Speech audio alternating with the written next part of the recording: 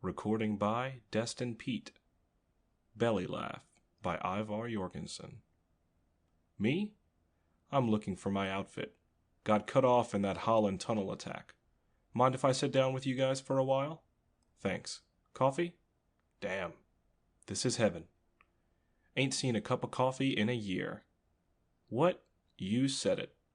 This sure is a hell of a war. Tough on a guy's feet. Yeah, that's right. Holland Tunnel skirmish, where the Ruskies used that new gun. Uh-huh. God. It was awful. Guys popping off all around a guy and him not knowing why. No sense to it. No noise, no wound. Just popping off. That's the trouble with this war. It won't settle down to a routine. Always something new. What the hell chance has a guy got to figure things out? And I tell you, them Ruskies are coming up with new weapons just as fast as we are. Enough to make your hair stand on end. Sugar? Christ, yes. Ain't seen sugar for a year. You see, it's like this.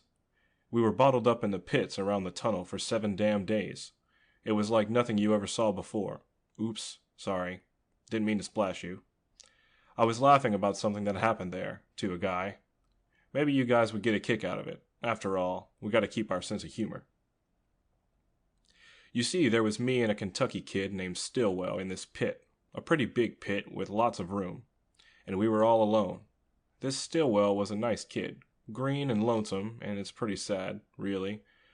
But there's a yak in it, and, as I say, we gotta keep a sense of humor. Well, this Stillwell, a really green kid, is unhappy and just plain drooling for his gal back home. He talks about his mother, of course, and his old man, but it's the girl that's really on his mind, as you guys can plainly understand.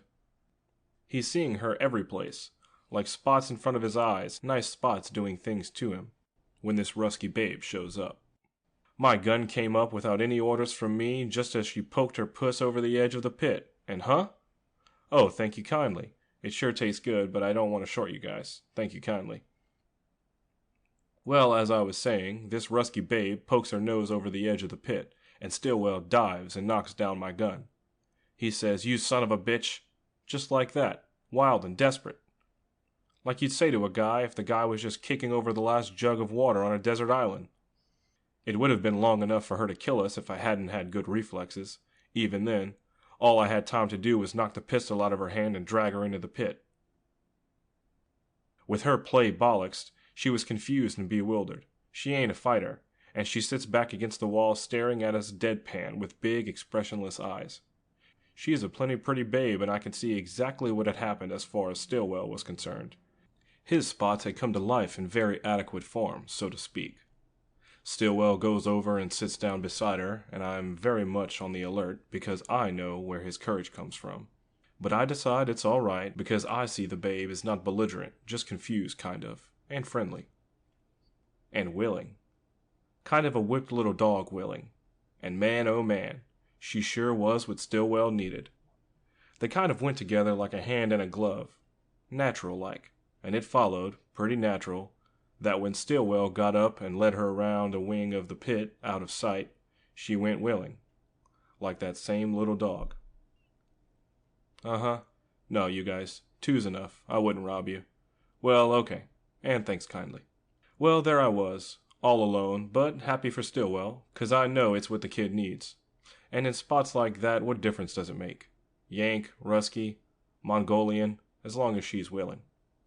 Then, you guys, Stillwell comes back out, wall-eyed, real wall-eyed.